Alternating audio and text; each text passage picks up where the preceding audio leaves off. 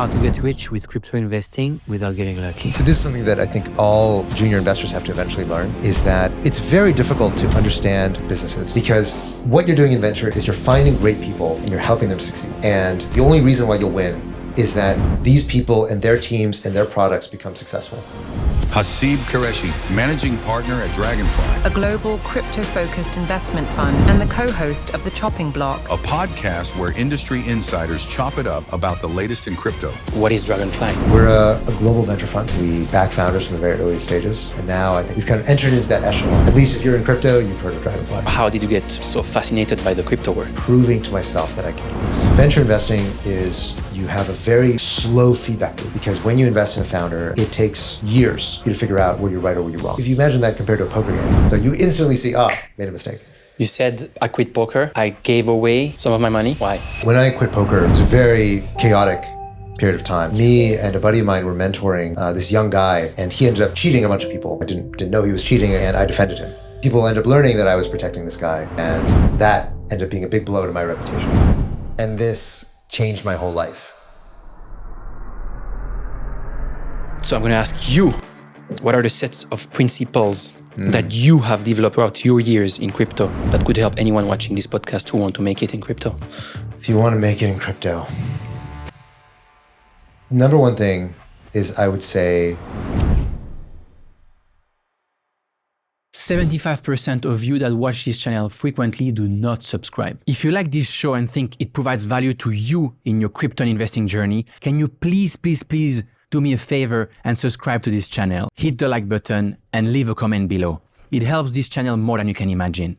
The bigger the channel, the bigger the guests, and the better the conversation. Thank you. This conversation is supported by Jupiter, the most used decentralized trading platform on Solana and the largest DAO in the world. 3. A scalable layer 1 blockchain that's fast, secure, and affordable, built by previous Facebook developers, and that delivers the benefits of Web3 with the ease of Web2. And Mental, an Ethereum layer 2 that built 2 products I particularly like. FBTC, which enables you to borrow and lend Bitcoin in DeFi, and METH or METH, one of the largest ETH liquid staking protocols that, by the way, just launched its token called Cook. We're talking about how much San Francisco loves ecstatic dance, like, yes, which I discovered in Bali a couple of weeks ago, basically. Ecstatic dance. A girl showed me, and I was like, "This is cool. I like it." That's true. That's true. Yeah, I like you just go walk through Golden Gate Park, and you're just gonna see random ecstatic dance groups just out there jamming to some reggae, just like some weird music that you are like, "What is going on here?" It's ecstatic dance. Anytime people are moving in a public space in a weird way, just my usual answer is, it's ecstatic dance. They're kind of like on the floor doing some. Yeah, exactly. Either that, or it's like one of those or one of those churches where people have you know what it's called when they get like they get exercised. There's a demon inside of them and they start doing weird dance moves. I don't remember what those are called. My experience with that is more like kind of breath work, yoga, kind of these festivals, and then you have this part where you have a DJ that is almost playing. It's not techno music, but it's very close to it. Right. And people just vibe. I mean, they're not on the floor. They're kind of like more behaved, but they just vibe a lot without alcohol, drugs, nothing. And it's 10 a.m. And I was like, interesting. Yeah. I haven't seen this part. Definitely. A way to look at festivaling that way, right? Yeah. I mean, California sort of has the poles where on one side, people they're super healthy. They go to bed very early. There's not as much of a drinking culture in California compared to New York or in Europe. At the same time, then you've got, hardcore psychedelics, and you've got, the very deep end of drug culture. That's also a big thing here. So you've got both sides. You got the yin and the yang, and oftentimes it's the same people who will do like the 10-day fast and go on the vision quest out in the desert, and then the next day they'll like take peyote, and so like you can do both both ends of the spectrum. Have you ever experienced with psychedelics? That I would prefer not to speak. Fair enough. Yeah, I got LPs to keep happy. I'm just remembering that Elon Musk moment that like was a big issue for him, and I'm like, okay, I've learned a couple lessons from observing others.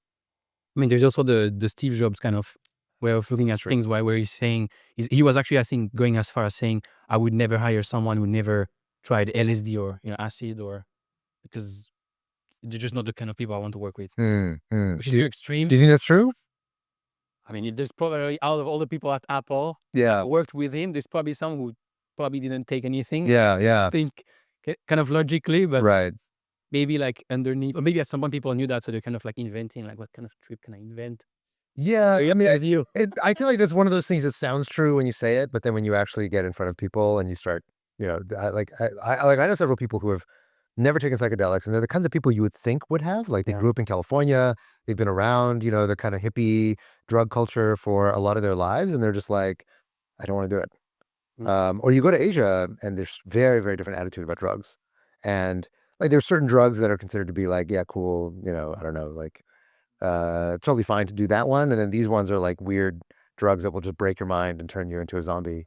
And so I don't know, I've kind of learned that so much of the perception around drugs and psychedelics is so culturally constructed that I think it surprises me less these days when I meet somebody who just has zero desire to experience any of that. Maybe you also say something about the kind of like, not only perception about drugs, but perceptions in general, right? How much we can be wrong just with our kind of stereotypes or perceptions of thinking on this person because they behave that way or they look that way. Yeah. Therefore, they must be doing that, right? Right. Which is extremely important. I think the more you kind of mature, the more you hopefully learn to have less of these preconceived ideas. Yeah. Which is hard, right? Definitely. I mean, initially, the preconceived idea was that if you have experiences with drugs, that you must be, a washed up, just like kind of lunatic who has no ability to keep a job.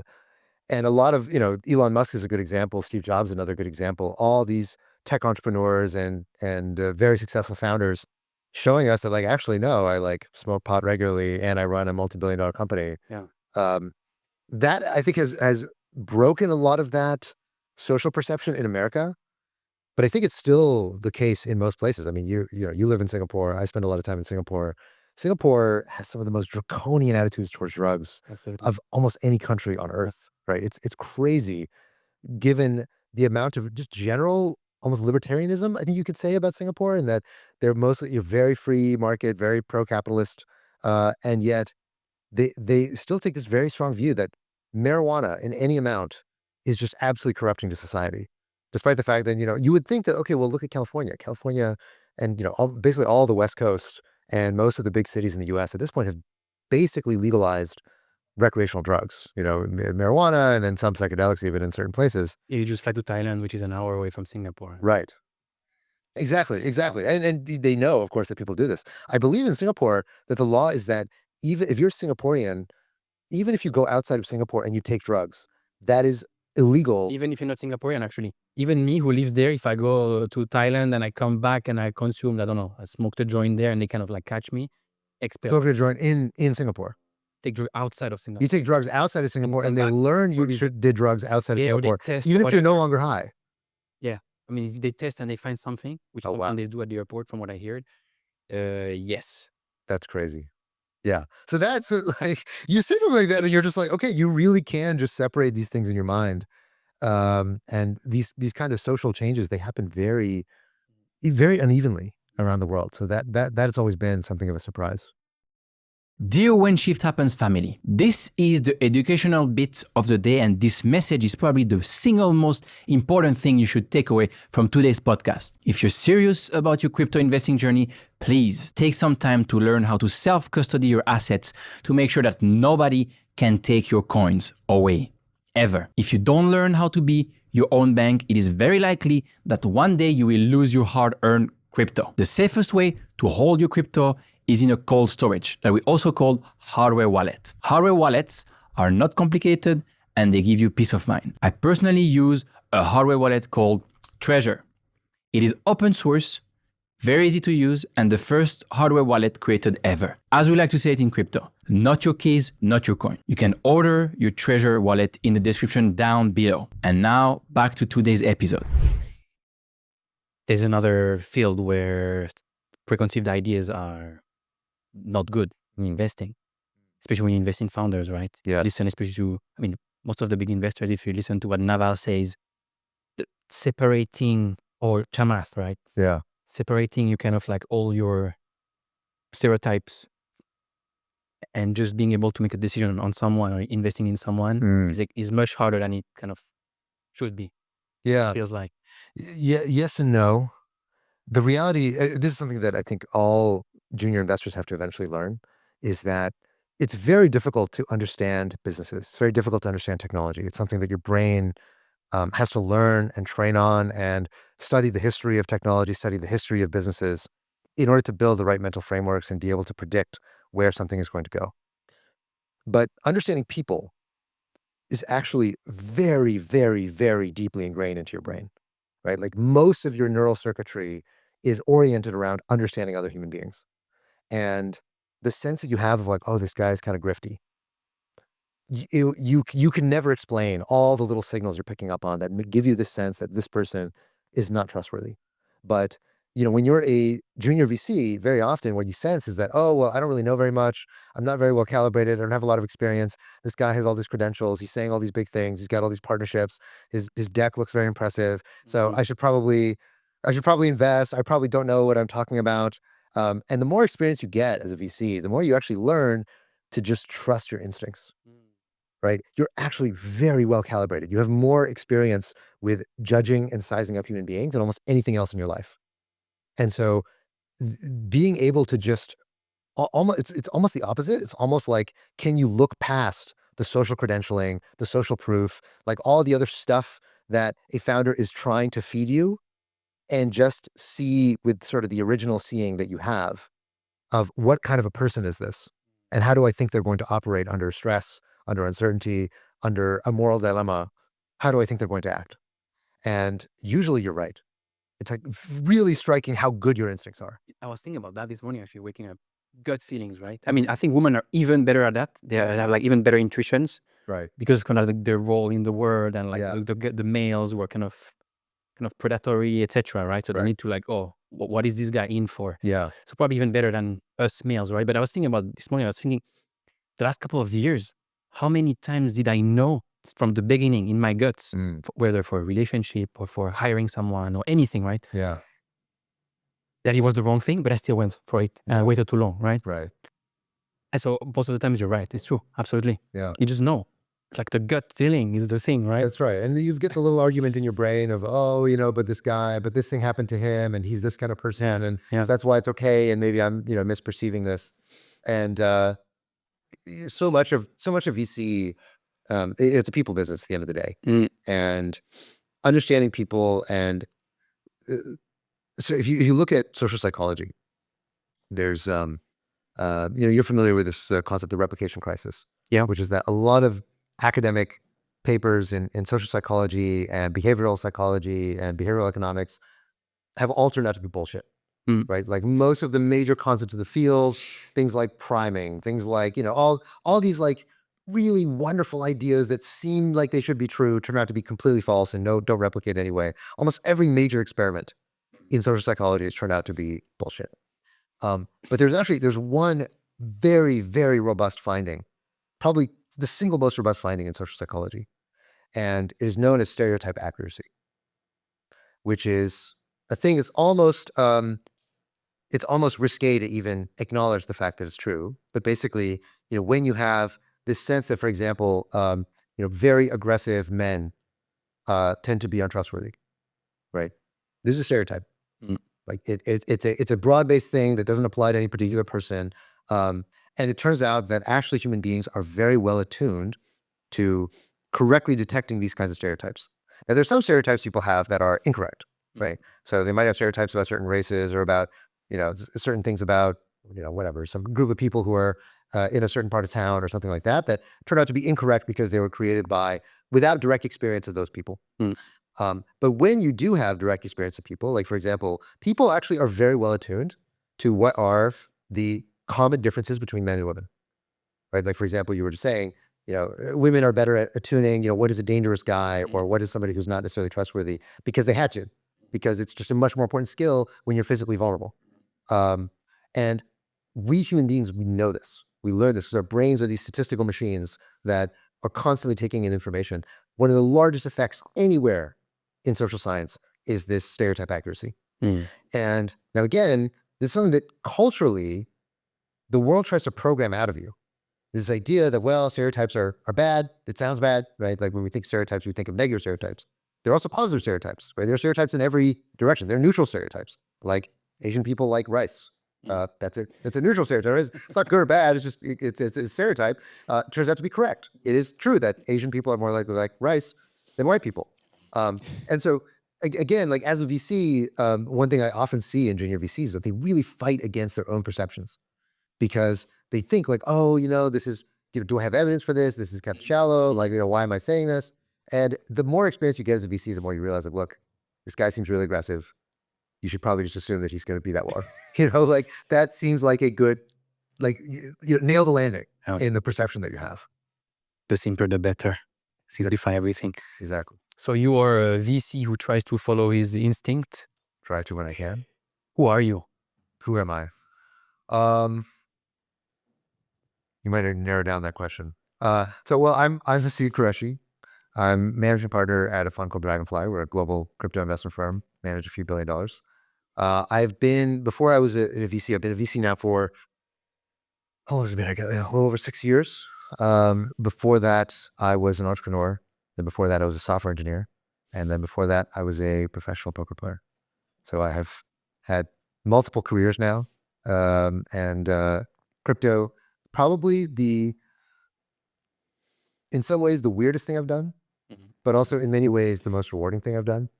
And the one that I think is most attuned with a good way to live one's life, if that makes sense. I think this is something I've been reflecting on a lot lately, is that if you look at all the different kinds of people who find their way into crypto, a lot of people in crypto, they're just day trading, they're trying to make money, punting on coins. Some people work at hedge funds. I know you've talked to some folks who work on that side. Some people are building startups, building projects.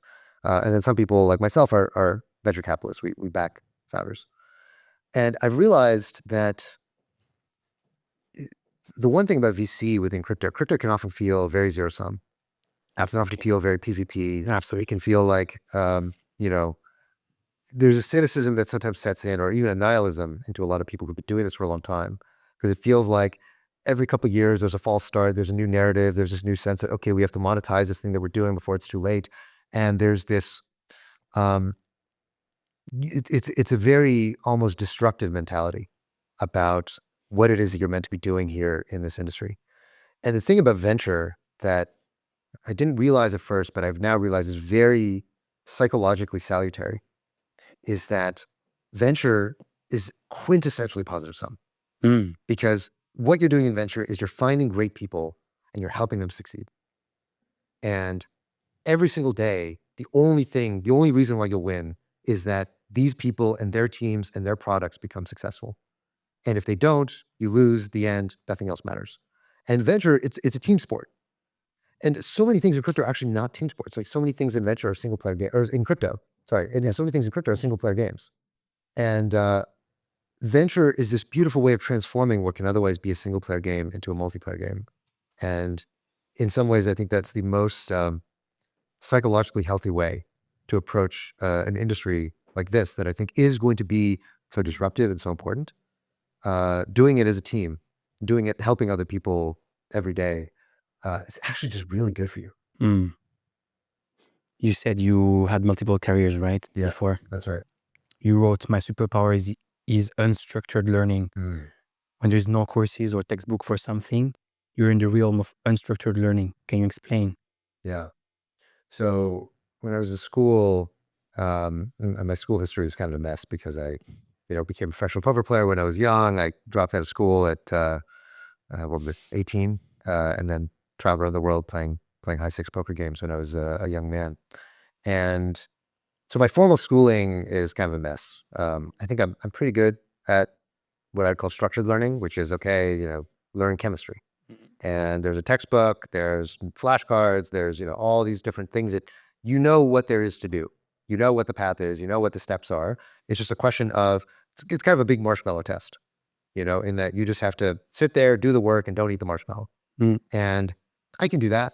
I'm pretty good at that, but there are a lot of people who can do that. It's actually very, very clearly a widespread skill that most people, their whole life, their first 18 years of life, it's just a series of marshmallow tests, and you're trying to become better and better and better at erasing your own desires and just doing the thing that you're supposed to be doing. That's structured learning. Mm. And there's many techniques to get better at it at the margin. But the reality is that most of the world doesn't really care about your structured learning. Right? You go through university, you get a job straight out of school, and what you realize very quickly is that no matter what you study, everything you study at school is basically worthless. Right?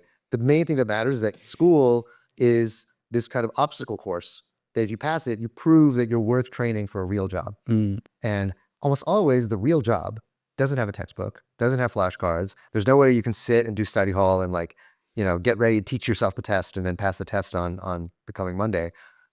In most real jobs, especially the ones that drive the most value, there's no textbook. Mm. There's no course that's going to teach you how to do this.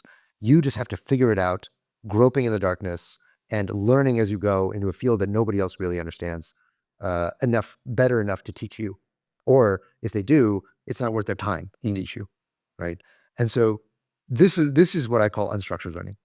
And this is the thing that I think I learned at a very young age. Because when I came up as a poker player, poker education, if you look today, poker now is a much more mature game than it was at the time that I started playing. I started playing in 2006. Mm. And in 2006, there were some books that were written about poker, but they were all pretty bad.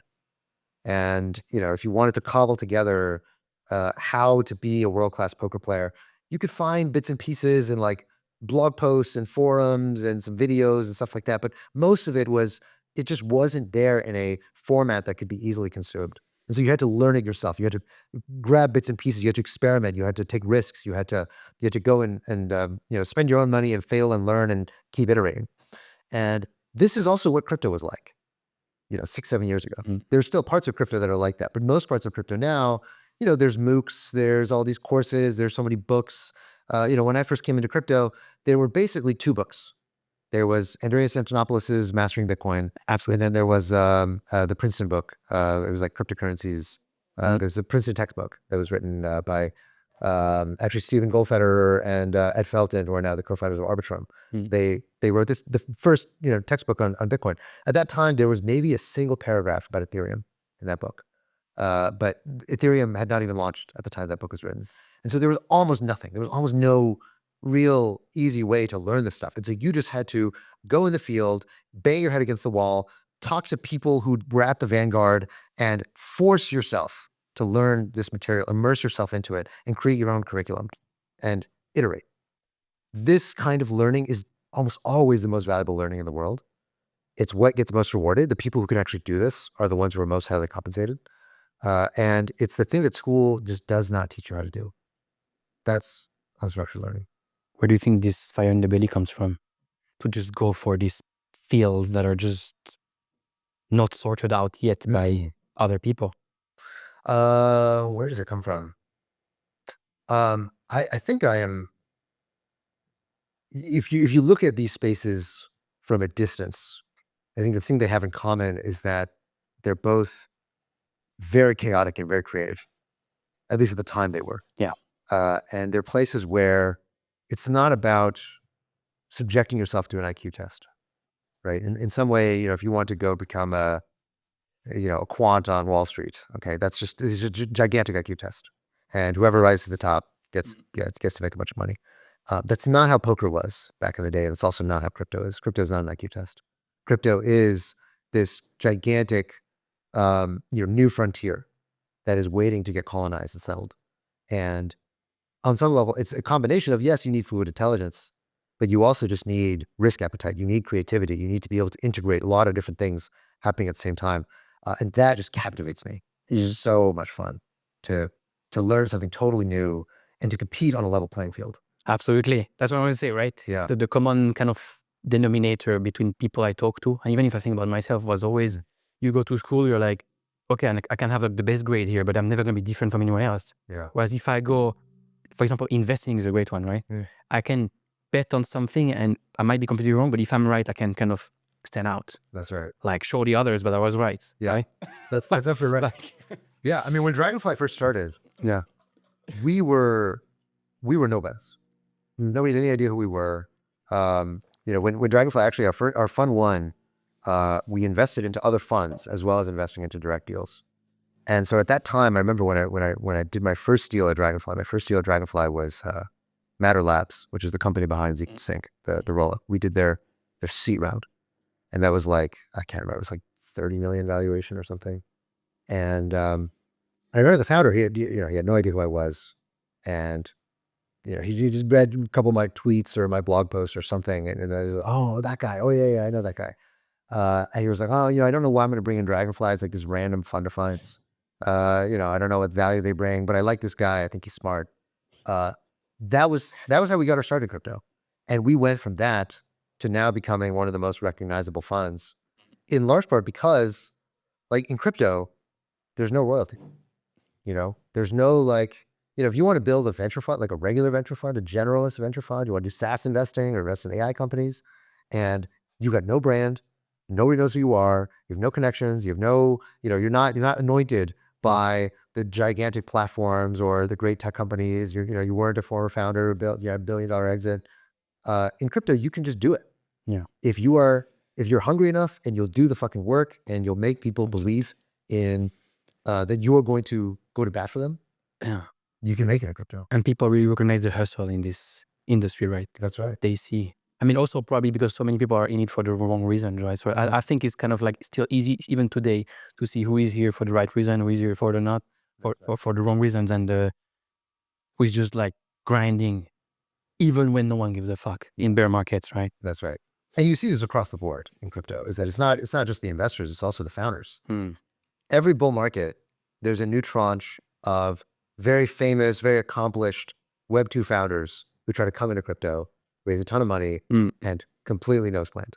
They end up building nothing useful. And it's almost always the weirdos and the crazy people who actually build the really important stuff in crypto. How much of a weirdo do you think you are? Me? I think I'm pretty weird. I have my own flavor of weird, and I can package it up pretty well to make it, digestible to a broad base of people. But I'd say I'm pretty weird. So you're a weirdo who did really well in poker, right? Early on. Yeah. You told me you made a lot of money. But you also told me I learned with all this money that I don't need much. What do you mean by that? Yeah, I started playing poker professionally when I was basically 17 is when I was more or less playing full time. And 17 is a young enough age that you still have a lot of ideas about what money is going to do for you. You see a lot of movies, you see celebrities, you see people on TV, and you have this imagination that, the thing that separating me from them is the money. And if I have the money, then the women and the lifestyle and the glamour and all that stuff will just come. And I was young enough at that time to very quickly realize that all that is complete bullshit. Just not true at all. How did you realize that? I just knew so many poker players. I knew so many people who were young and had money and were just fucking miserable. What does having money in poker mean? Having money, I mean, a lot of people, I mean, it's, crypto money obviously can go many orders of magnitude more than poker money. But you have folks in their early 20s who are worth several $1 million, and they get the Lambo, they get the nice car, they get the alligator skin belt and all this other stuff. And I realized that nobody cares. Have you ever been through that? Like a phase where you just go, fuck it, I'm going to buy a Lambo or whatever. I didn't realize. I've never bought a Lambo, thank God. Obviously not an appreciating asset in general, but what's the most stupid things you've done with money early on? I bought like 4 watches that I never wore. They weren't that expensive. They're not like again, like I was always kind of cheap. I think I inherited that from my dad, but I was around, like I lived with a couple dudes who were very, very just sumptuous spending. Just about anything, right? Because they sort of had this idea that if I spend a bunch of money, I'm going to get more attention from women, or people are going to respect me more, or whatever it is. And it was just so obvious that this is not doing anything. This is just like, if you don't actually enjoy the things that you're getting from the money, if you just think you're buying status symbols, it's just so empty unless you have everything else about it that actually instills it with meaning. And that was very clear to me from the early days. And I think poker is naturally kind of not as psychologically healthy of a career. It was very high volatility, so a lot of ups and downs, a lot of emotional wear and tear. The hours are really rough. Right? Very often you're playing poker into very late at night, and so you're sleeping weird hours. You're not aligned with normal people. As Sounds like crypto to me. it can be similar to crypto. I mean, the other thing is that people eat very poorly because they're around casinos, they're around degenerates all day, just gambling, right? So Sounds like it's also a little bit like crypto, it is a little bit like crypto, but I think crypto has more of an intersection with the normal world. Poker really has none. All right, there is no, there's no BlackRock working their way into crypto, or sorry, into poker, and so I think this makes it a very psychologically unhealthy place for young men to be able to find meaning and build an identity. And it's disproportionately men, which is also similar to crypto. So I think in some way I learned a lot of lessons from seeing that culture and seeing all the failure modes within that culture within poker, which translate almost one-to-one into crypto. But the biggest thing that you see over and over again, and you see this in crypto as well, is that, the money doesn't make people happy. And it's in some way, it's such an old, it's like a Shakespeare trope of, money doesn't make you happy. Like the thing that make you happy is other people. It's connection, it's human beings, it's family, it's friends, it's the experiences that you fill your life with. It's not money. And Is it not easier to say that when you have money? so I think what money, I mean, It's money doesn't solve all your problems, but it solves your money problems, right? exactly. And the reality is that it is a big thing. And depends on where you live and the level of, material circumstances from which you're coming at it. The reality is that if you are basically middle class in a first world country, which to be clear is a very small % of the world population. Most people in the world live in China or India, like that's more than half the world population in just a very small circle around there. And for them, an American middle class existence is out of reach. So point very much taken that for the majority of human beings on Earth, the amount of money that we're talking about is very much a solution to their problems. Like you don't need $1 million to get there. You need more like $50,000 a year to get there, right?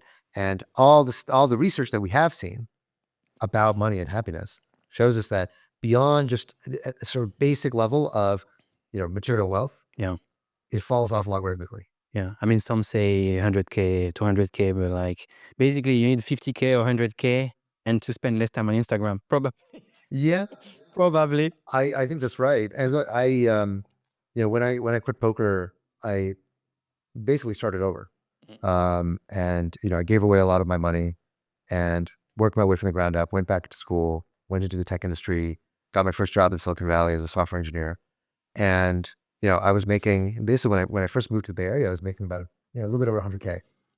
And Compared to what before that? like when I was a poker player, I probably the best year I had, I made over $1 million. And now Early 20s. early 20s, yeah. And I think I was 20 when I made that much money. And I was the other thing is that, of course, 100K in the Bay Area is very different than, $1 million in Texas in also 10 years earlier. And so the thing is, though, I don't think my happiness changed very much between those two periods of time. Obviously, I was taking Uber. What was it called? Uber Pool, where you go around, you're doing ride shares, you're saving money on food. But for the most part, my needs are met just as much between 100K and $1 million. There's really not that much of a difference in my lifestyle. And the happiness probably more linked to learning new things, right? Hey, I'm learning this new thing. This is exciting. There is a new thing I'm excited about and I have new goals. I'm working and struggling towards my goals. Yeah. Therefore, I'm happy. Yeah. That's it. That always. Yeah. And it's a combination. One, it's the sense of personal progress and growth. That I think is a big driver of meaning for people. Absolutely. But the second thing is also the people around you.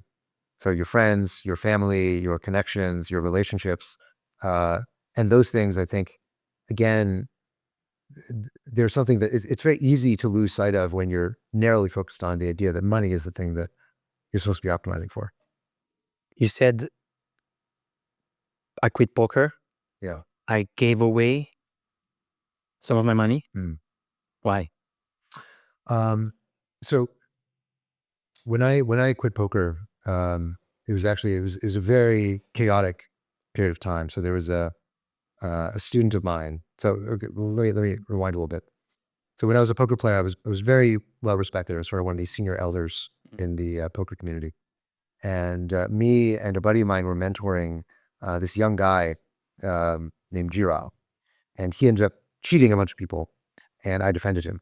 And basically, I didn't know he was cheating. I didn't participate in any of the cheating, but I tried to protect him because he was very young, and I was worried that his career was going to be ruined.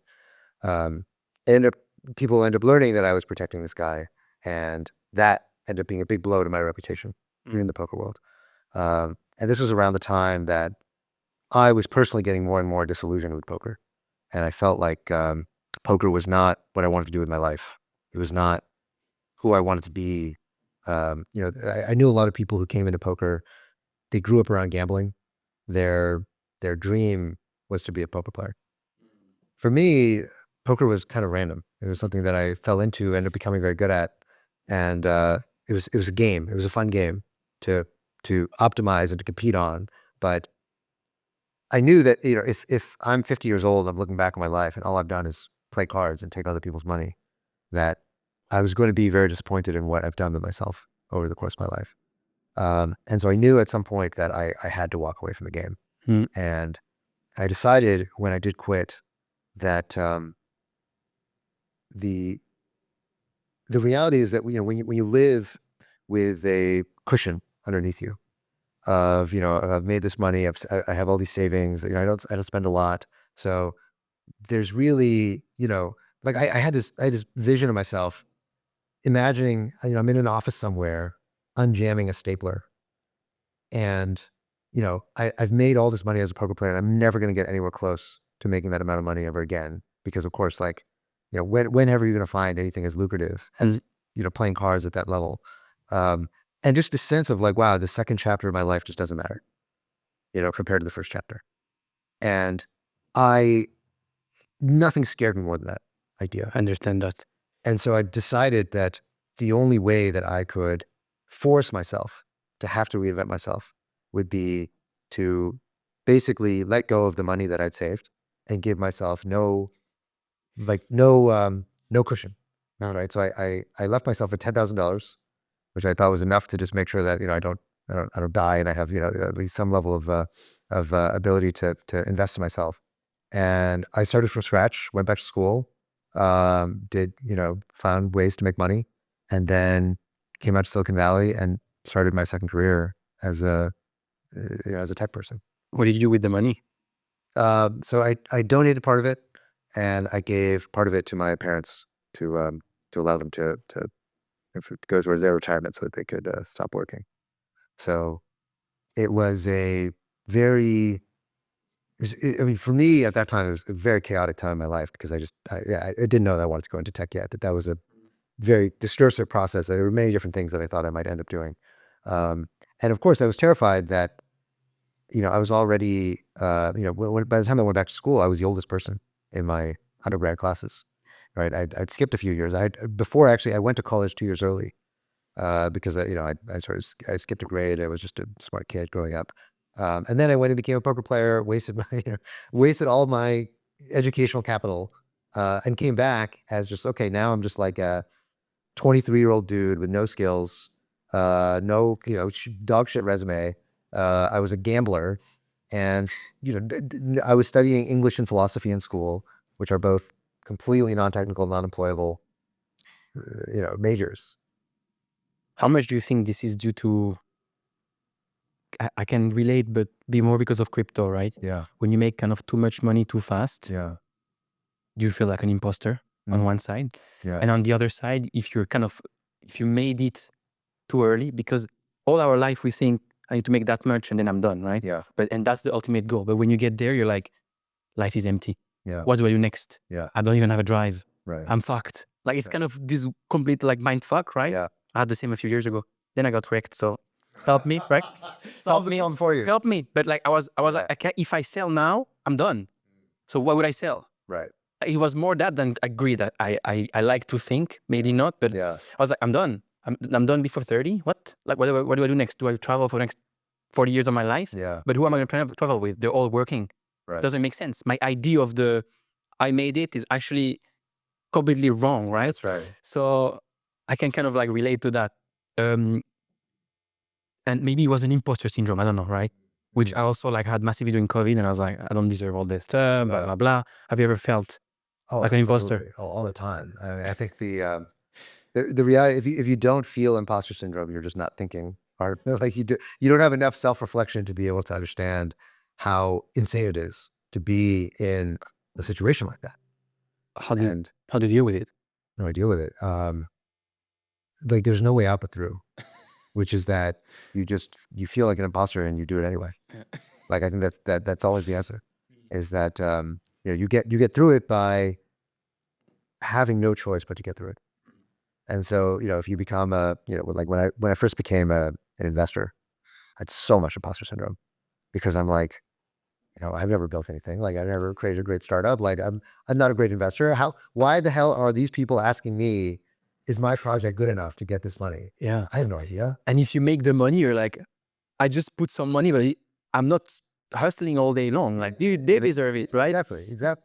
And so it is very, like the weird thing is that when you are an investor, and this is something again that I think a lot of junior investors have to eventually learn, being an investor gives you magic powers. In that, a founder can be at a company where it's very obvious they're doing something wrong, right? Like let's say they just have terrible marketing, or this product idea is just stupid, and like everybody knows it except the CEO. For some reason, the CEO doesn't see it. They don't see how stupid the idea is. And everybody at that company can tell the CEO, why are we doing this? We should not do this. And the CEO is like, oh, no, whatever. And their co-founders can tell them, why we shouldn't do this. This is retarded. And they're like, oh, whatever. And you as an investor can tell the founder, you should not do this. This is a bad idea. And all of a sudden they'll see like, they'll have this like, for some reason, you as the investor are outside the game. And they feel like you have some special vantage point, that you can see something that they can't see. It's also because you're voting with your capital, right? And you're with their money. So especially if they need the money. That's part of it. But even I'm saying this is true even if they're not fundraising from you. Like for some reason, investors, no matter how junior you are, there is a magic power that you can do because you're outside of the structure of this company.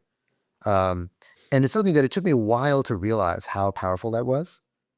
But the more I lean into it, the more I realize it just happens over and over and over again. Is that so much of your power as an investor is just saying what you see, right? It's like right there in front of you. It's like really obvious what's happening.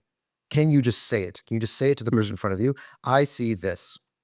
And nobody else around that person, especially when they're very powerful, they run a big exchange or a big layer one or a big, whatever. And there's like something that seems really obvious. You'd be like, man, surely this person already knows this. Right. Like, I remember having this conversation with Polygon, right? And I mean, we're investors in Polygons. They know I love them, but there was a time when they had like, the 6 different products. It's like Polygon this, Polygon that, Polygon Zero, Polygon Miden, Polygon blah, blah, blah. And I remember having this conversation with the founders of like, guys, there's too many of these. Like the market thinks this is stupid, and you need to simplify the product offering so that there's a clear story.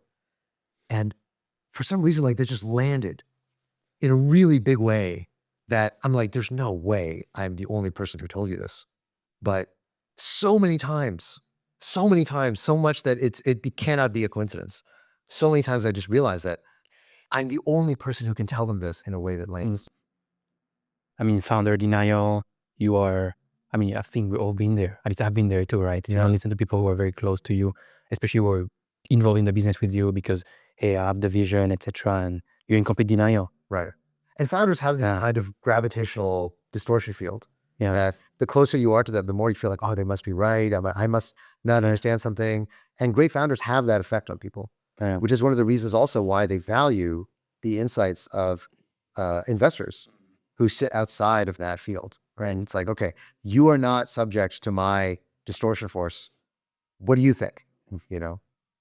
So that's something that I think, you're on one hand, that can feel like imposter syndrome. On the other hand, that can also be a superpower. Nice way to look at it. Yeah.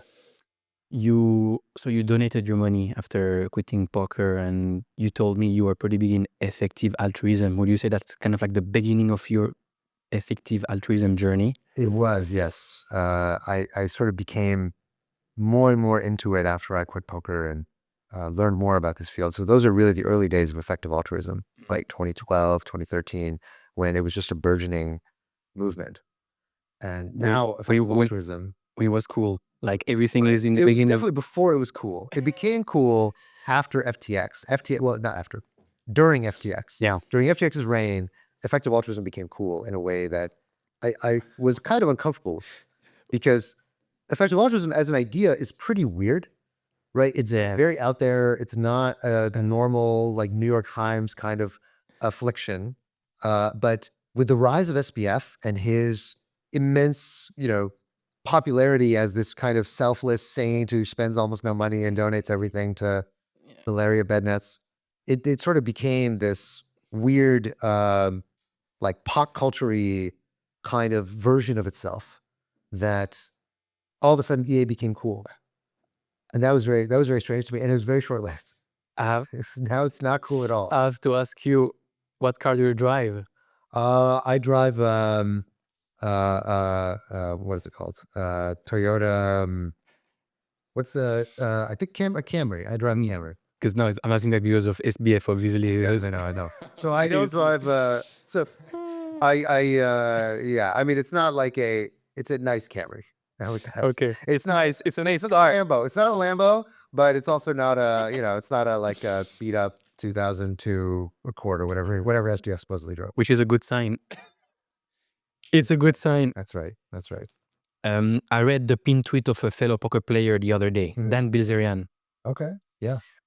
He says people are more concerned with looking like a good person than being a good person.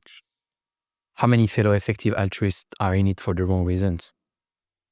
I would say at this point, probably very, very few, because effective altruism has kind of round-tripped sentiment. And now that effective altruism is uncool, and now you will get ragged on Twitter and dragged across the, like raked across the coals, as I have experienced many a time since the collapse of FTX. It's an EA bear market right now. And I think this is, in a way, very healthy for EA, because when EA is cool and it's sexy and you win points for saying that you're an EA, then you suspect the motives of the people who are saying that, okay, you claim you're an EA, they sort of wins you brownie points, you look like a great person. Now, if you say you're EA, people suspect you, they think that you are, this cold, heartless person, that maybe you endorse the kind of, crazy fraud that was taking place at FTX, or that intrinsically your motives are suspect. Especially so in crypto and in EA. In crypto and in EA, right? It's a double layer. So if you say you're EA now, you're actually losing points from saying you're an EA, which to me, I think that's good, because it asks of you, do you really have conviction in these ideas? Do you really believe this? Even if it doesn't win you any points in the public square. Like every bear market in any industry or field, right? Exactly. It's actually very healthy. So there are many people I know who have defected from EA and have said, look, I no longer affiliate with this movement. I think the leaders are corrupt. I think that the failures of SBF reveal a deeper stink at the heart of EA. And I respect that perspective. But for me, I'm like, no, I think in the same way that when you look at crypto and you say, okay, did SBF change your view of crypto? No, SBF had nothing to do with crypto. SBF was a centralized business that stole a bunch of money. What the fuck does that have to do with crypto? Crypto is about self-custody. It's about self-sovereignty. It's about programmable money. It's about getting an escape from the state. In a way, crypto is about exactly what FTX was not about, which is about trusting third parties, right? That is an endorsement of the core values of crypto. And so you could look at FTX and say, no. My conviction in crypto did not change one iota because of what happened at FTX. And to me, the same thing is true about EA. EA does not, EA has nothing to do with like a bunch of crazy guys taking drugs in the Bahamas and stealing a bunch of people's money. That is not what EA does. No sane reading of EA would tell you, yes, that's a good way to orient your life and orient your affairs to maximize the amount of good in the world. How do you deal because it's completely right? And I remember a bunch of people saying actually just after FTX, this is actually endorsing decentralization, etc. But most people who are not paying close attention or got Yeah. completely fucked, right? Yeah. Which is most people, right? Most retail people, Yeah. they'll tell you, fuck you, or Right. you're crazy, right? Yeah. So you might say, yeah, but it's good if they say I'm crazy because it means we're a bear market, blah, blah, blah. But like the actual truth is, if people think you're crazy, Yeah. it's going to make your job in EA or let's say crypto, because let's dive deeper into crypto because Yeah. we're here today for crypto, Yeah. much harder, right? It's harder. Yeah. Much Yeah. harder. And so, Well, what you're pointing to is the difference between philosophy and politics. Politically, it really matters who did what in each camp, right? If when we look at the would-be assassin of Donald Trump, and the coming days as people try to go through his phone and understand like what's the motivation of this guy, and there's a big question: is he Republican or is he Democrat? And it really matters because whatever side he's on really changes the valence of this story of who is to blame for all the rhetoric that led to somebody trying to shoot a former president of the United States. And now that question is a political question because whatever the answer is, like philosophically, it doesn't matter. He's a crazy guy either way, right? What does it matter if a crazy guy thought this or a crazy guy thought that? No normal person is trying to assassinate presidents. So in the same way, the question of, does EA look bad? Does crypto look bad because of SBF? Politically, of course it does. Of course, the whole space got set back significantly. The movement of EA got set back significantly by the actions of this person. But crypto, at its core, is a philosophy. It's a question of how should money and value be oriented relative to, the free, the sort of the free movement of capital among individuals, or should it be controlled by the state? That's a philosophical question. In the same way, effective altruism asks, what is the most optimal way to do good in the world? That is a philosophical question. And the answer does not hinge on what did one guy in the Bahamas do with his business. You're talking about the philosophical side of crypto, right? Why or how did you get so fascinated by the crypto world? I didn't come into crypto because of libertarian convictions or, sovereign individual type beliefs. I came into crypto in large part because I thought it was just so interesting.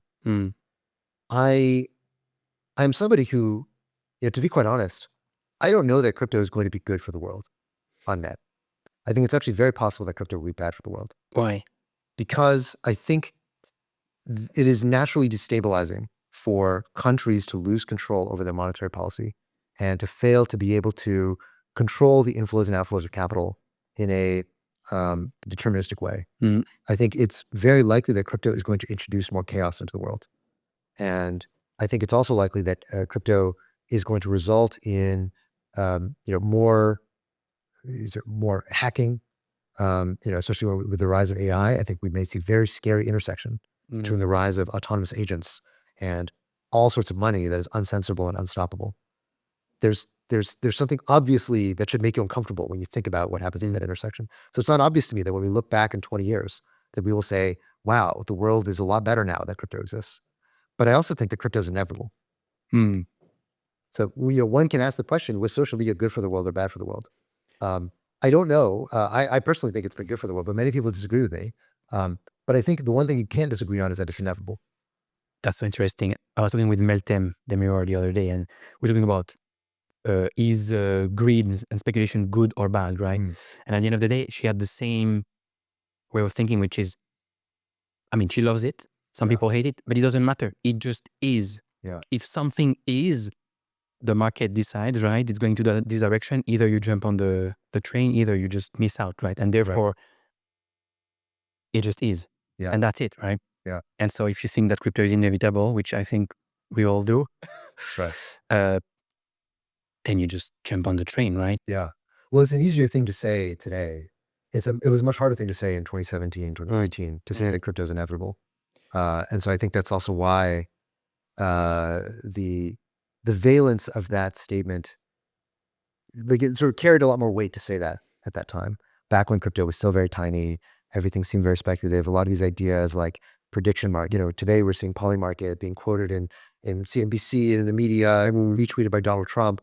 And back in 2018, we were talking about Augur, which was trading, hundreds of dollars on, stupid little bets. And we had this idea like, no, prediction markets are going to be big. And, it's kind of difficult now to really contextualize how weird it was to really believe that these things are going to change the world.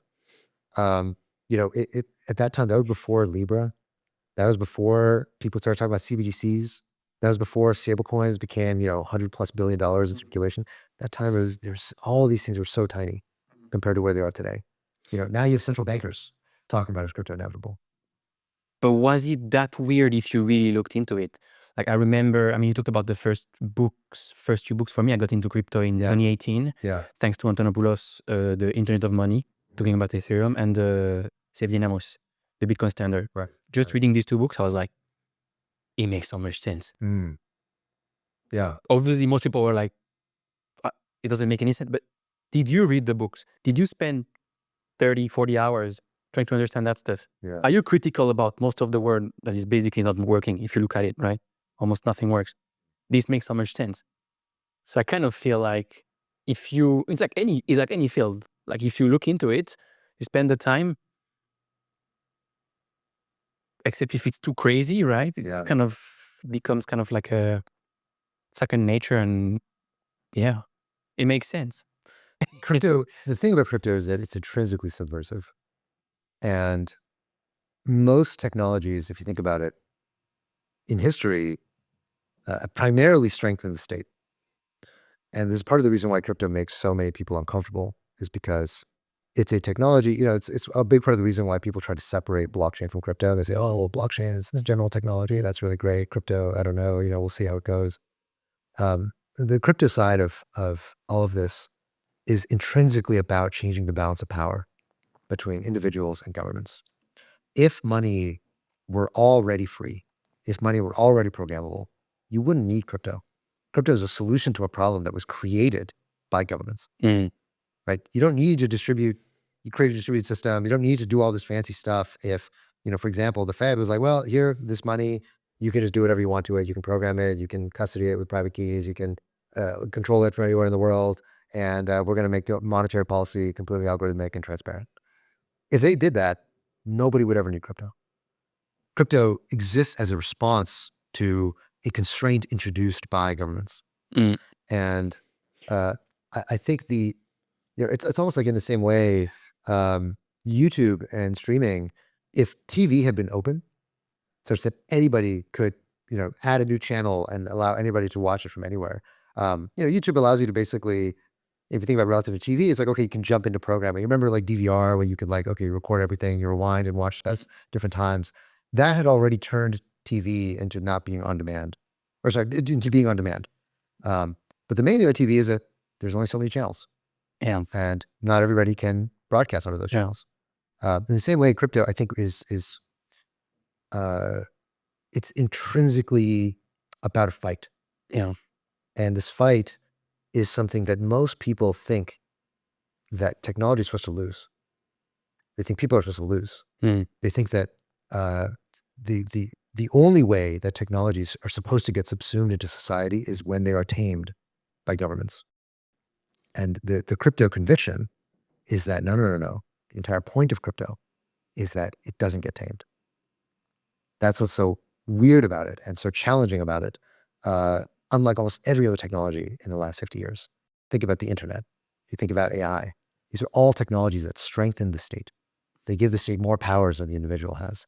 There are subtle ways in which, okay, now you can stream anything. You can, send messages to anybody at any time about stuff. You can't censor the airwaves anymore. But relative to the powers that it now gives the government, if you think about the Snowden revelations and just the raw amount of data that's now getting ingested and just the scale of government surveillance and government power comes from having control over the internet. It's the only technology we've really seen in the last 50 years that is for people and not for states. Yeah, what YouTube did to kind of TV, user-generated content, is what crypto is doing for money, user-generated money, right? Exactly. We were introduced by a common friend called Jason Choi. shout out to my boy Jason, Jason's the man. who was also on this podcast to discuss his principles on how to get rich without getting lucky, based on Naval thread, but it is his crypto thread, and it went viral actually. Okay. I was like, I should do a podcast with Jason about that. Oh yeah. And people loved it. We had like a near 100,000 views on YouTube just in 2 weeks. Very nice. So I'm going to ask you, what are the sets of principles that you have developed throughout your years in crypto that could help anyone watching this podcast who want to make it in crypto? If you want to make it in crypto.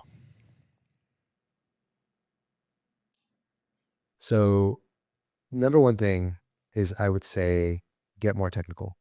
And everybody's at a different level of technical, but the reality is that crypto is about technology.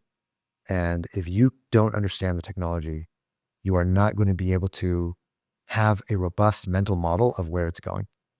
And so study technology, study the history of technology, learn a little bit of coding.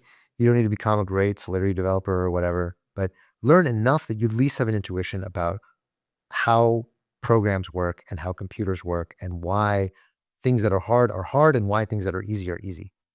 If you have no real purchase over technology at a deep level, it's very difficult to correctly predict where things are going to go. And so much of crypto is about being able to see around a corner and be able to tell when you're being bullshitted and when something is really possible and when something is real. Oh.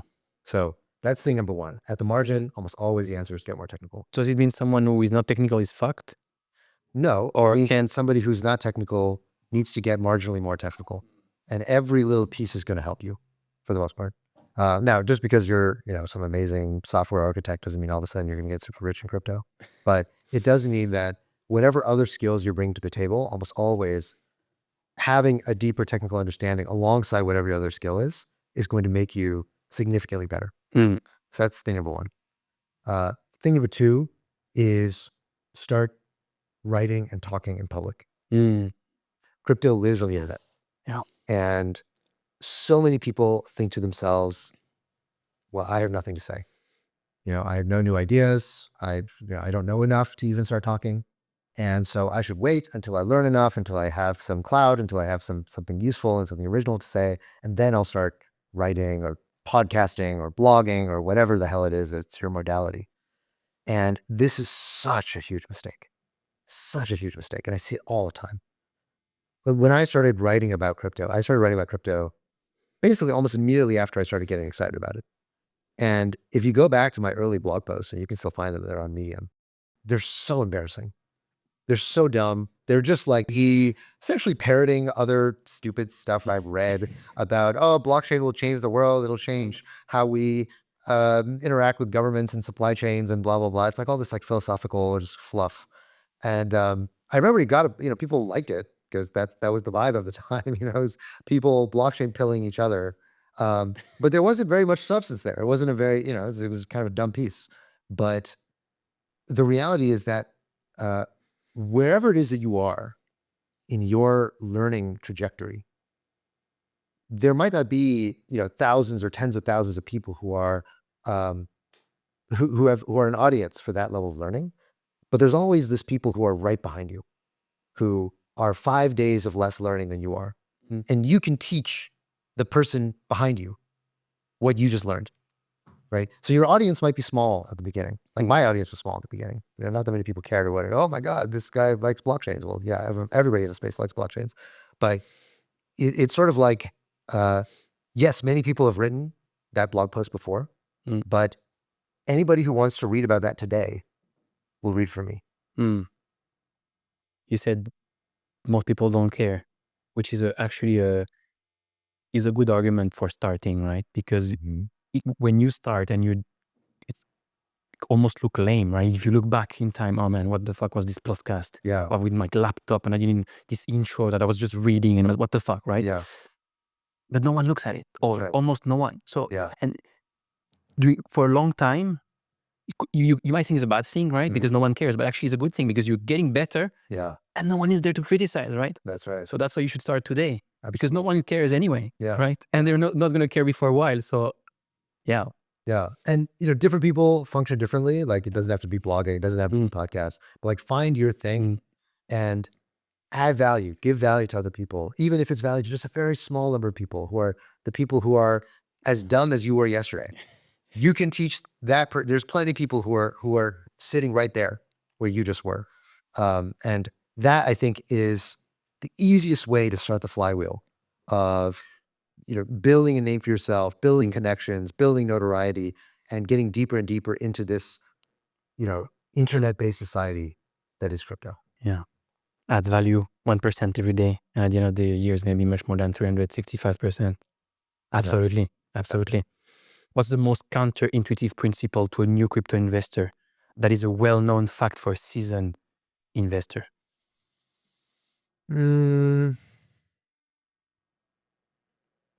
Counterintuitive. There's so many things Yeah. that when you arrive, you're like, oh yeah, I think I know, right? And then you probably get screwed a couple of times, and then you learn with time. Obviously.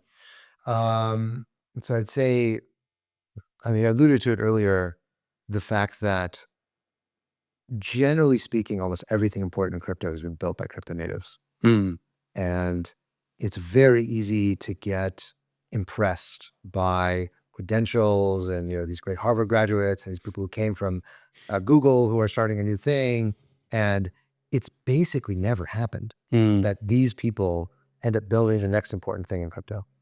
Pretty much never. It's always crypto weirdos who end up building the, whether it's Ethereum, whether it's Uniswap, whether it's, Eigenlayer, all these things. It's always like these kind of weird people who are way too online and spend way too much time in crypto.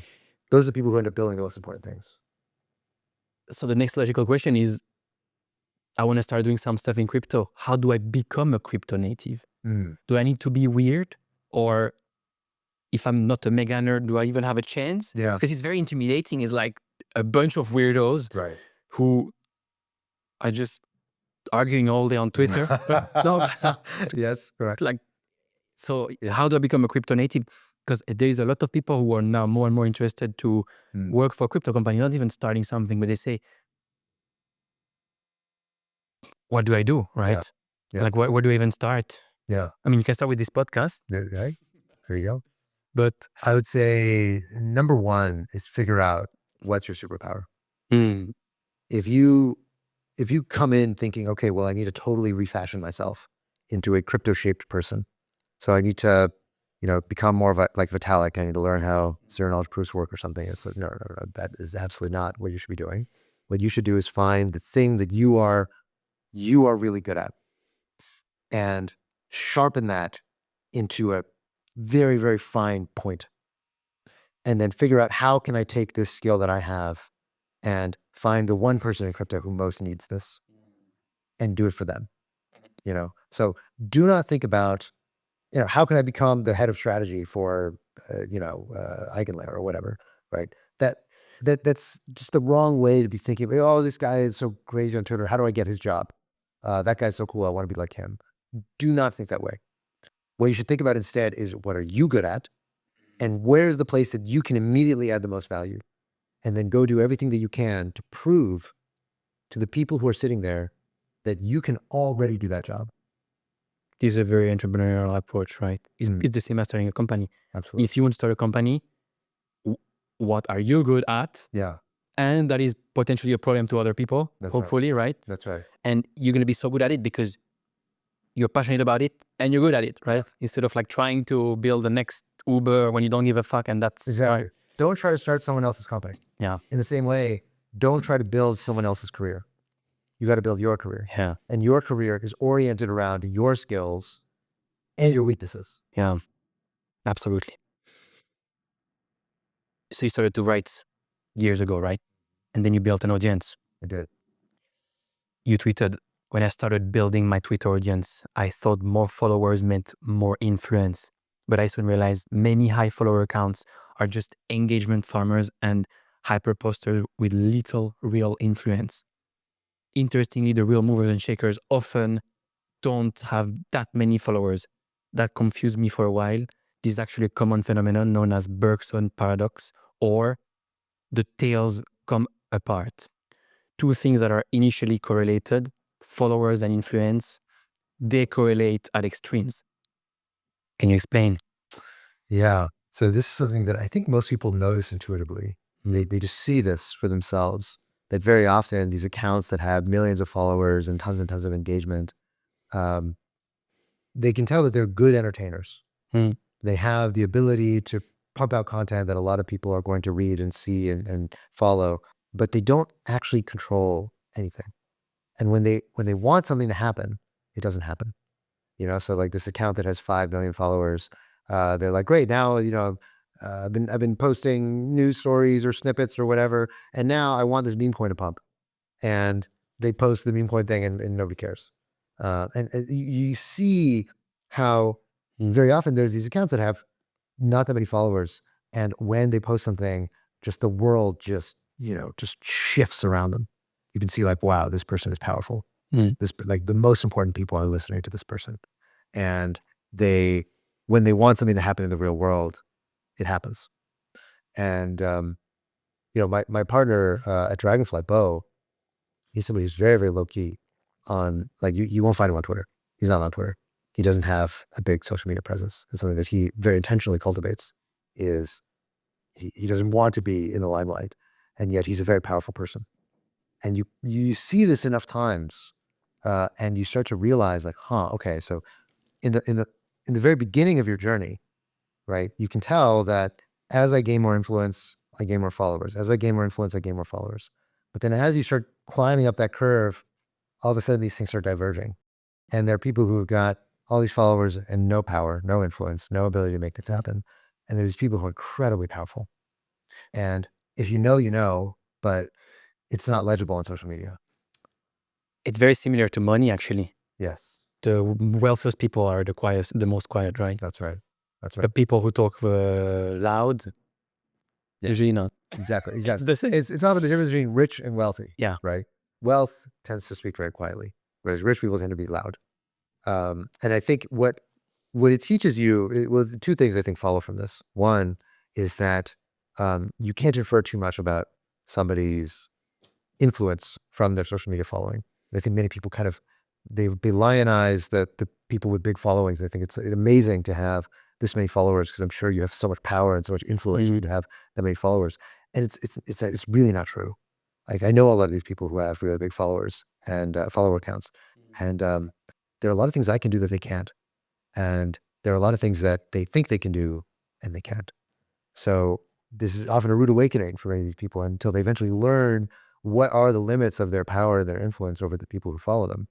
And the second thing that it teaches you is that very often when you get to these upper reaches, right, when you start having enough followers, you realize that gaining more followers actually has no impact on your influence. And this is kind of a weird lesson because it does shift after a certain point, right? Like when you have, 200 followers and you go from 200 to 2,000 followers. So, okay, that really feels like a big quantum change in how many people are engaging with your content and listening to you and how much reach your stuff has. But when you go from, 50,000 to 100,000, it really doesn't change that much, the amount of people who you are able to actually influence. And this lesson teaches you that if you want to move past this point, which I think is very much the point where I am at, if I gain more followers on social media, I don't think it's going to have very much impact on my ability to actually do things in the world, to actually do the things I care about.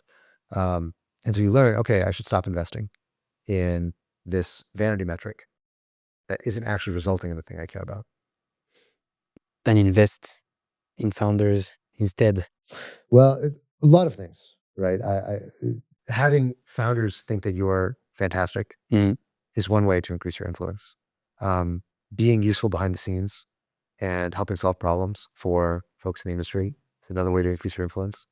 There are a lot of ways, but at the end of the day, most influence, and this is another thing that I think people don't fully understand, but they sort of have the cynical take that the way that you become crypto famous, the way that you build the followers, the way that you have a bunch of relationships in the industry that matter is by, talking yourself up, beating your chest, surrounding yourself, name dropping people, getting into pre-sales and then exiting really quickly and this kind of stuff. And that's not the way that you do it. The way that you do it is by adding value. You add value to everybody you meet, to every interaction you have, to every project that you work with. And that is what builds your reputation and to your followers. But it's much harder. It is hard. it's much harder to add value, right? Yeah, And most people are takers, they're not givers. correct. Correct. Which is why most people don't end up getting there. Yeah. What is Dragonfly? So we're a global venture fund. We've got a presence in Asia as well as a presence in the US. We back founders from the very early stages.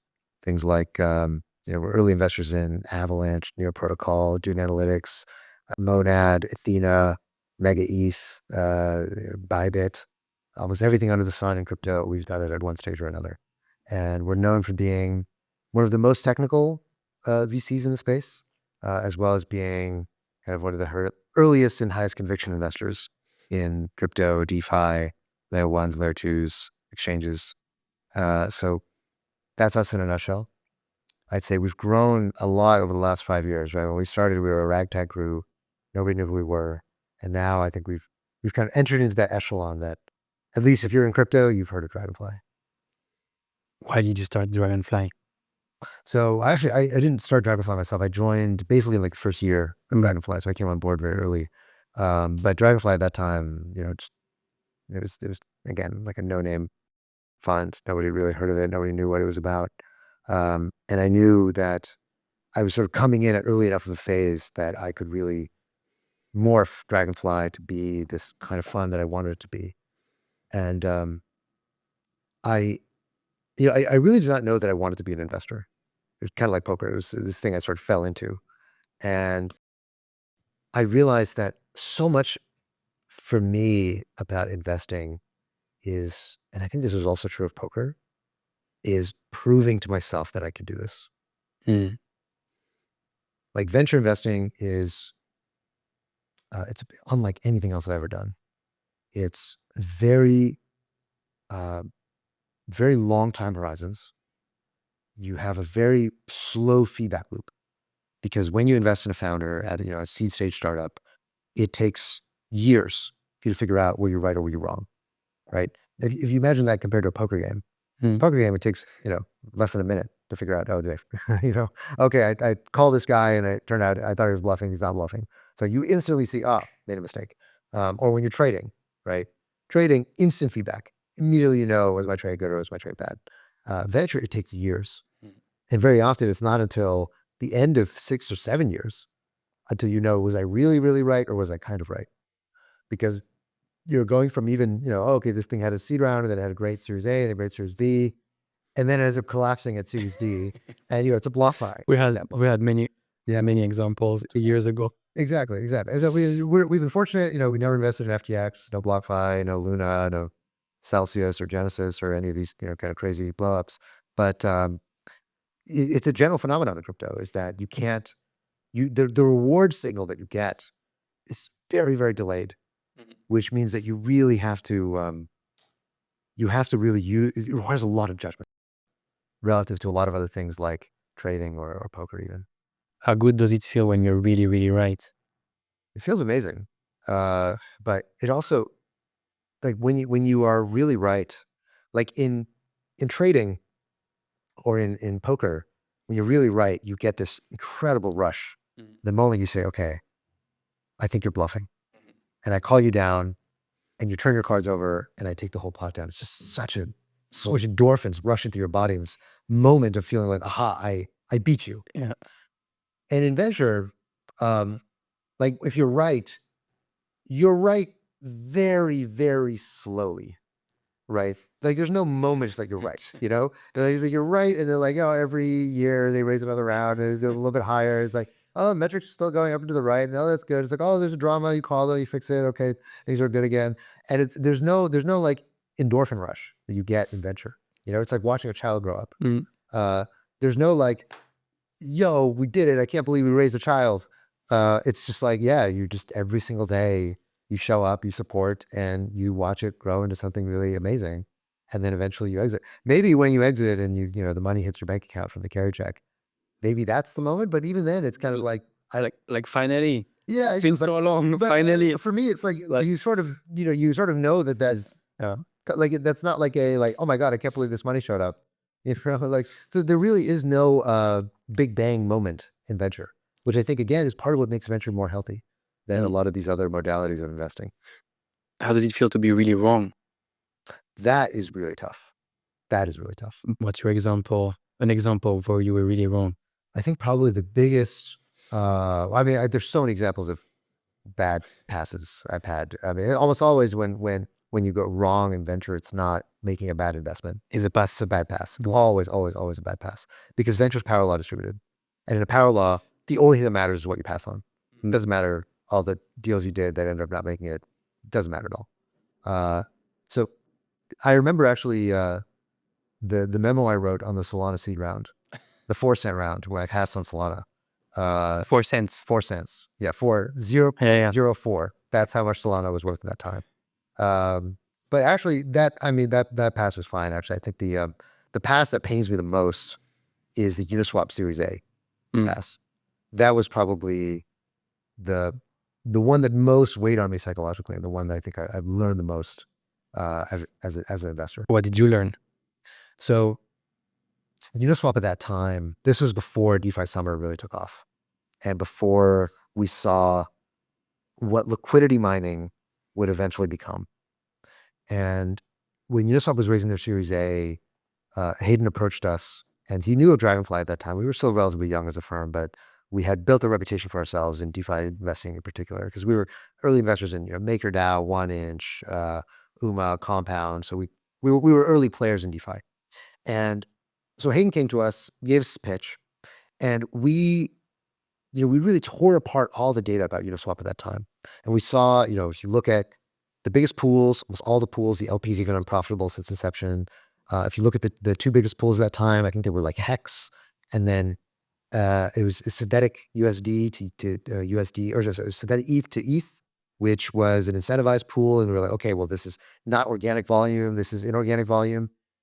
We thought that, well, your pricing here is never going to be as good as a centralized a club or even an RFQ system.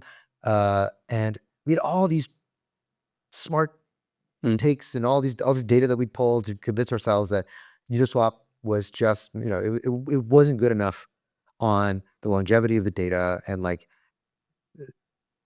everything that we said about Uniswap at that time was very smart, and it was all correct, and it didn't matter. None of the points that we made mattered, right? We even claimed that we think Uniswap is going to get forked if it gets too big, which it did, and it didn't matter. None of these things mattered. And the thing that we failed to see was just how fucking big this core idea was of having a completely mechanized system for anybody to be able to list and trade anything. That was the big idea that we failed to capture. And, Uniswap from that point, it depends on when you exited, but at the height, it was like a 200x investment. 100x, yeah. And that was the one that I remember the day the Uniswap token floated was the most like kind of really, honestly, one of the most challenging introspective days of my career as an investor, was just thinking, how do we get that so wrong? What's the most painful? The 200x missed, or being wrong maybe on an ego side? No, absolutely it's the misses. 100% it's the misses. The money miss. I mean, the only other thing that does have that same kind of pang is when you don't own enough of the thing you believe in, so as Abichal often says, is as a venture investor, you're never happy, because either you see all the things you passed on that did amazing, and the things you did do that did do amazing, you never owned enough. So there's always a sense of like, oh my gosh, this thing that we won, we were talking about doing more, we didn't do more, we didn't fight that hard to get more allocation, and it's one or two deals that drive your entire portfolio. Is it not a really great lesson for investing in general to say you're never going to be happy? Because either you'll sell too early, either you'll sell too late if it goes to zero, right? It's okay, or it's actually normal to not feel happy or to not be comfortable, and it's probably a good sign. Because if you're too happy, you're probably in trouble, right? So to be honest, as a venture capitalist, I'm actually a lot more okay with the market timing around exits. You're never going to get perfect when it comes to exiting your positions. And you should not try to be. Because if you're trying to be perfect, then you're going to have too narrow a margin of error. And that's going to result in you basically saying like, oh, I don't, if you're trying to have a certain level of confidence that this is the top, then you just have a problem that you're going to hold way too long. Because you're going to, okay, if you miss the top, then you're going to be very inclined to sit there and wait until you feel like the real top has come in, right? So generally what I tell our team is that our goal is not to try to time the top. Our goal is to be within 40% of the top. Yeah. If we're within 40, 50% of the top, we nailed it. Amazing. A wonderful time to exit. But if you are exactly on the top, you barely survived. Like you got incredibly lucky and you almost missed the entire cycle, because much more likely the mistake is not selling too early. Much more likely mistake is riding this thing all the way through the entire boom bust cycle. And that tends to be the much bigger mistake. That's an amazing point, actually.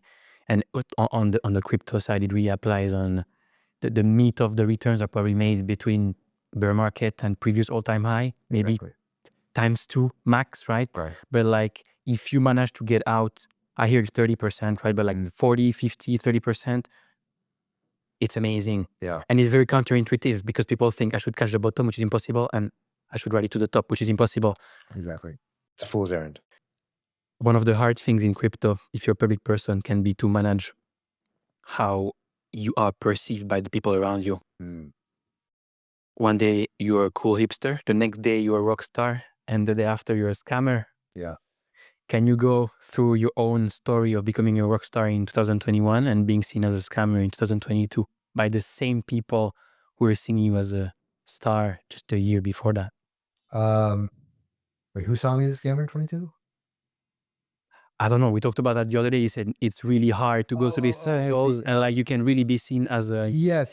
I think that I don't know that anybody saw us or me as a scammer in 22, but I think the maybe some people in general who didn't know you that well. yeah, Right? I think the collapse of FTX kind of gave that feel to the entire industry. Is what I was saying. Okay. I think my affiliation with effective altruism has also earned me a lot of that opprobrium after the collapse of FTX. In that in 21, being a crypto EA venture capitalist was the coolest thing in the universe, and at the end of 22, it's the cringiest thing in the universe, and something that you're not getting invited to parties anymore. People don't want to affiliate with you, and that going through that boom bust cycle of not just how other people are treating you, but almost like in the way that you think you should be seen yourself, is very challenging if you derive too much of your sense of self-worth from how other people see you. Now look, as a VC, it really matters how other people see you, because that's your fucking business. Your business is how people see you, what they say about you, what they think it's like to work with you and to have you on their side. So when you're a VC, it really, really does matter. But the answer to my mind is always the same. It's always the same answer, which is be more transparent, say what you really think, and add value. And almost always, no matter what the question is, the answer is one of these three things. So that has been what I've internalized, is that, and as a VC, sentiment against VCs in crypto has really gone up and down a lot over the last 5 years. Right now, I think VCs are much more villainized than they were in the 2020 cycle. And so there are a lot of people who just think I'm an asshole because I'm a VC. And, that's also fine. And there are times that I've pissed off other communities. I've pissed off the Solana people. I've pissed off the Cardano people. I've pissed off, almost anything that's big enough, and Polkadot, anything that's big enough and reified. At some point, I've said something to make them angry. And if you're not doing that, I'm like, you're not living. If you haven't actually poked the hornet's nest every once in a while. But I think, to be honest, crypto also has a very short memory, and that's part of the beauty of this. Absolutely. Yeah. People can be super fucking mad at you. And like, I remember I had a time that the Ethereum community was super mad at me. Now people think I'm an Ethereum maximalist. And I remember I wrote a blog post about the EVM and how the EVM sucks. And it went super viral. Everybody in the EVM ecosystem was just pissed at what I was saying. And they were like, how dare you? How could you be saying this? You're just pumping your own bags. And as an investor, you just said to us, all right, look, is this fight the fight that I care about? No. If not, delete it, move on, and go move forward and go back to being transparent, saying what you think, and adding value. What's your biggest prediction for the next 12 months? I think macro is driving for the next 12 months. I think there's just going to be a lot of kind of Fed watching. The slow march of crypto adoption is kind of inevitable to my mind, but I think it's also kind of slow. I don't think it's going to happen in these big chunky ways that it did in the last few years. A lot of the villains that existed in crypto, these big shadowy organizations that we wanted to take us seriously, like BlackRock. We sort of forget what it was like in 2019 to try to get BlackRock to pay attention to what we were doing. And now BlackRock is on TV talking about Bitcoin like they own it. It's crazy the amount of progress that we've made over the last 5 years, and people don't fully internalize that.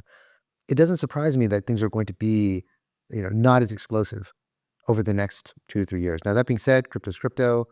When we enter into a cycle, all these things get thrown out the window. Yeah. You never know where things are going to go. And that may be instigated by risk appetite and interest rates coming down. I don't know. But my base case is that I think crypto is going to do well, but it's going to be a lot less crazy than the 21 cycle. Thank you so much for doing that, man. That was a great conversation. Always my pleasure.